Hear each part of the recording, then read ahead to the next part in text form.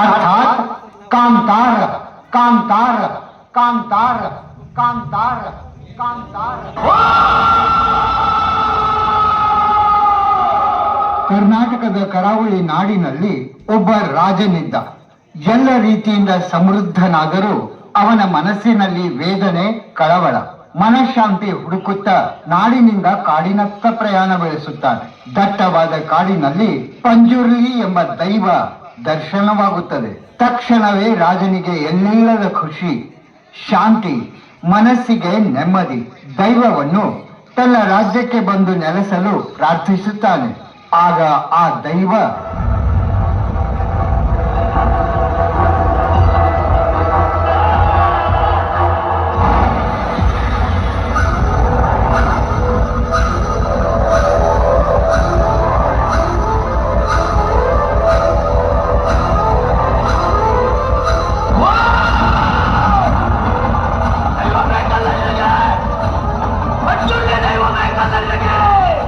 ಬಿಟ್ಟು ಬೇರೆ ಎಂತ ಸಬೇಡ ಪಂಚೂರಿ.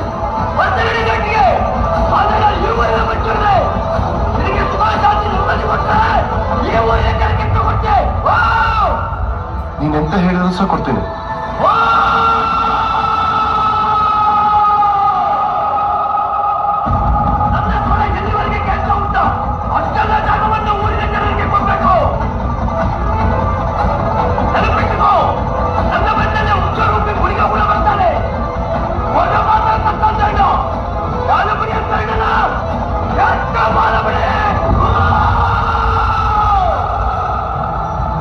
ಆಯ್ತು ಪಂಜುರ್ಲಿ.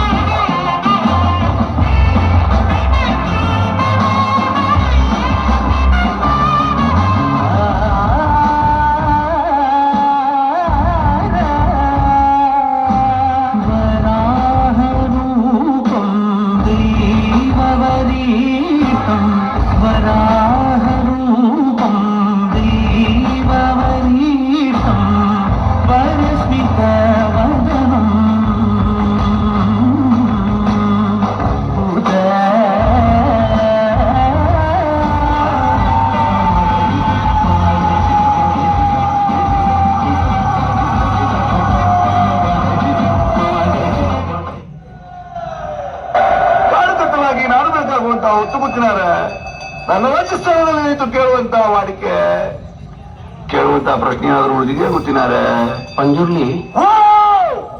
ಸದ್ಯಕ್ಕೆ ನಮ್ಮ ಹತ್ರ ಕೇಳುವಂತ ಪ್ರಶ್ನೆ ಏನಿಲ್ಲ. ನಮ್ಗೆ ಉಂಟು.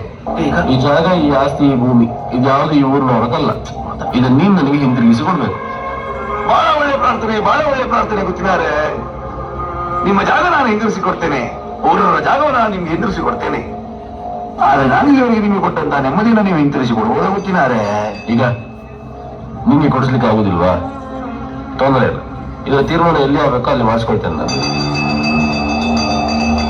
ಕೋರ್ಟಿಗೆ ಹೋಗ್ತಿ, ಆದ್ರೆ ನಿನ್ನ ತೀರ್ಮಾನ ಮೆಟ್ಲಲ್ಲಿ ನಾನು ಮಾಡ್ತೇನೆ. ಜಾಗ ಊರಿನವ್ರದ್ದು, ಅದರ ತೀರ್ಮಾನ ಇವತ್ತಲ್ಲ, ಮುಂದೊಂದು ಕಾಲ ಬರಬೇಕಾಗ್ತದೆ.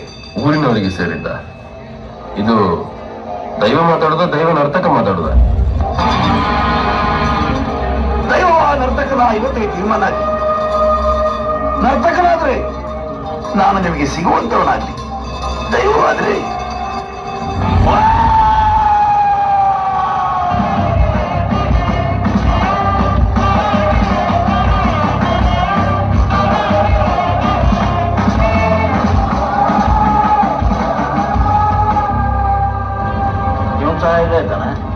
ಶಿವ,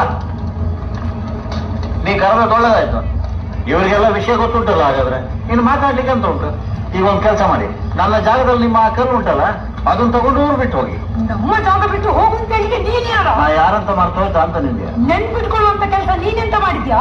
ಮಾಡಿದಾರಲ್ಲ, ನಮ್ ಜಾಗದಿಂದ ನನ್ನ ಮಗನನ್ನ ಕೊಂದ, ಮೋಸ, ಅನ್ಯಾಯ, ತಗಲ್ಬಾರಿ. ಸುಂದಿರಪ್ಪ ಅಮರ್ಸಿಗಳ ಧರ್ಮಕ್ಕೆ ಸಿಕ್ಕ ಜಾಗದಲ್ಲಿ ನಿಂತು ನೀವೇ ಎಷ್ಟು ಮಾತಾಡ್ಬೇಕಾದ್ರೆ ನಾ ಎಷ್ಟು ಮಾತಾಡ್ಬೇಕಾ?